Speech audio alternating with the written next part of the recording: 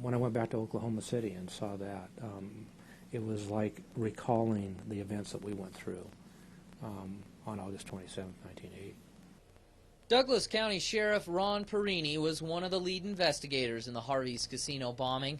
3 days before the explosion, a suspicious device was found on the second floor, along with a ransom note saying the casino would be blown up if Harvey's didn't hand over $3 million. What we tried to do was to get as many technicians in as we possibly could to see if they could disarm it, see if it was a real bomb, all the issues that go with that. Right away, special investigators confirmed the device was a bomb filled with nearly 1,000 pounds of dynamite and mercury switches that would trigger an explosion had anyone tried to move it. Now, when we think of catastrophic bombings this century, we think of the World Trade Center bombing or the Oklahoma City bombing. But had the bomb gone off at Harvey's when it was wheeled up to the second floor, it would have been much worse. There was probably between 500 and 600 people inside Harvey's casino. Knowing what we know today, that if that bomb would have went off prematurely, probably everybody would have been killed.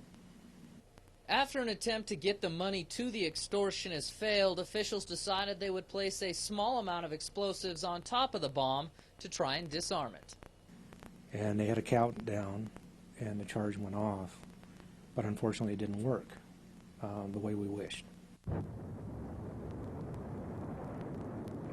Instead of disarming it, the charge set the bomb off, destroying nearly 7 floors of the casino. Director of Gaming Bill Fletcher was one of the first employees allowed back in. Well, it's kind of like if you ever saw the movie The Day the Earth Stood Still.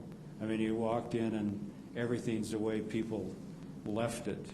Outside Harvey's, huge crowds gathered in amazement to catch a glimpse of the destruction, while the man who founded the resort, Harvey Gross, just stared at what was now a giant pile of rubble.